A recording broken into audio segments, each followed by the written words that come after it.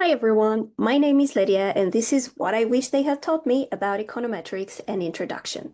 In the previous videos, we have seen the mechanical properties in scalar version. We've seen 5 of them with both their mathematical interpretations as well as the proofs. In this video instead, we're going to show how the mechanical properties wording and the way we write them change the moment that we turn to matrix notation. So in matrix form, obviously these properties are going to look different, but they become even more powerful and they reveal basically once again the entire geometry of OLS in just a few equations.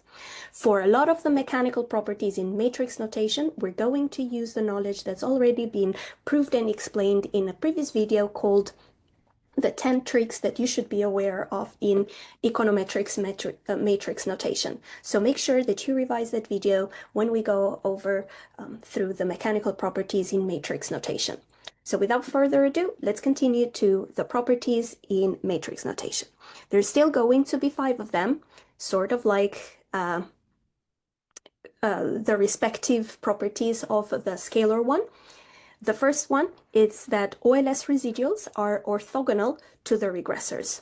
In mathematical shape, this we're going to write as x times the residual epsilon hat here equal to 0, or as we have been writing for ease of writing it basically in previous videos, is x times e.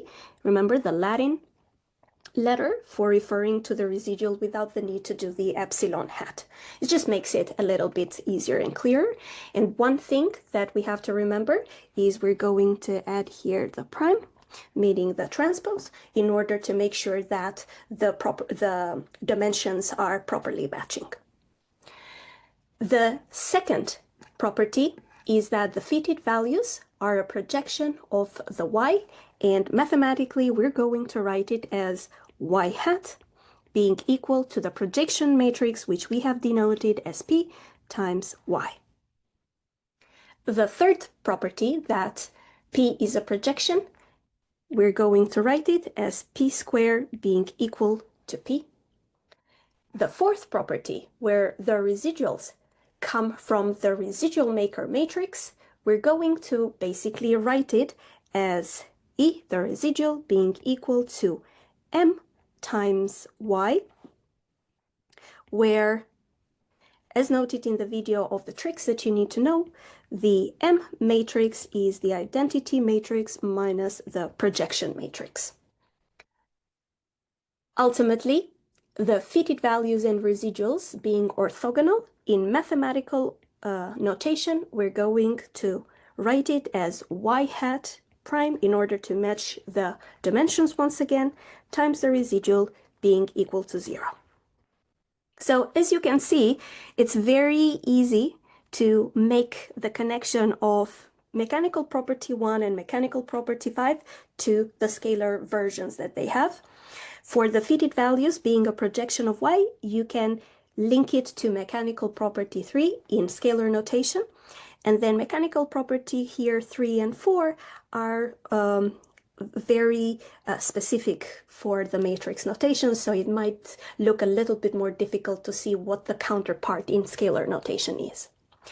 Out of all of these mechanical properties that we see here, the proof for the OLS residuals being orthogonal to the regressors has already been given to you in the previous video. The fitted values being a projection as well as P being a projection and the residuals coming from the matrix, residual maker matrix. So we're going to concentrate on mechanical property 5, most of all, in order to prove it.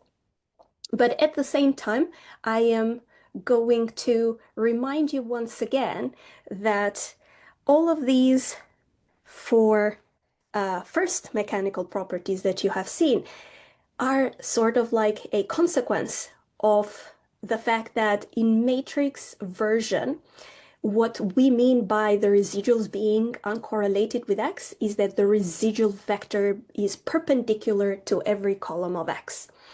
This has been extensively explained in previous videos, so make sure you check them out. So without further ado, let's do the proof of the one that we might have not seen as much together. The fifth one, that the fitted values and residuals are orthogonal. For this proof, we are going to use the fact that y hat is equal to the projection matrix times y, meaning another mechanical property, the second one, and that the residual maker matrix is m times y. So if we now take the actual part of the equation that we want to prove that it's equal to 0, then we can rewrite it as we have the y hat being p times y, and we have the transpose in here, and the epsilon as m times y.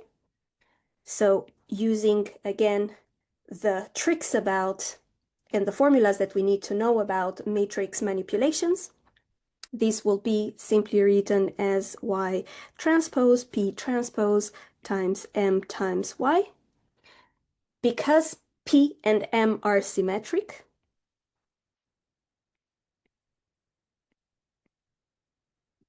then we can rewrite this as y transpose p m y. Now, p times n, so this middle bit right here, by itself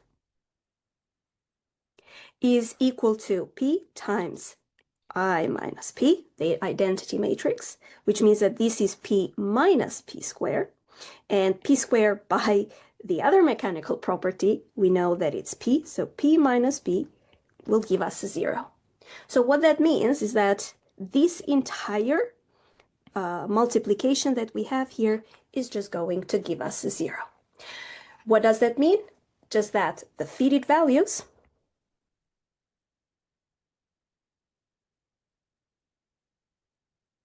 are perfectly perpendicular to the residuals, or uncorrelated, as we said in the scalar notation of the counterpart. So overall, we have seen that the mechanical properties of OLS have a very clear geometric story. Residuals perpendicular to regressors. Fitted values or projection. Projection twice does nothing. Residuals come from the residual subspace, and fitted values are perpendicular to those residuals. Once again, these are mechanical properties, so we don't need any further assumptions. We don't need probability, just linear algebra to prove it. With this, we have concluded the cycle of videos for the mechanical properties in both scalar and matrix notation. I hope this has been helpful, and I'll see you in the next videos.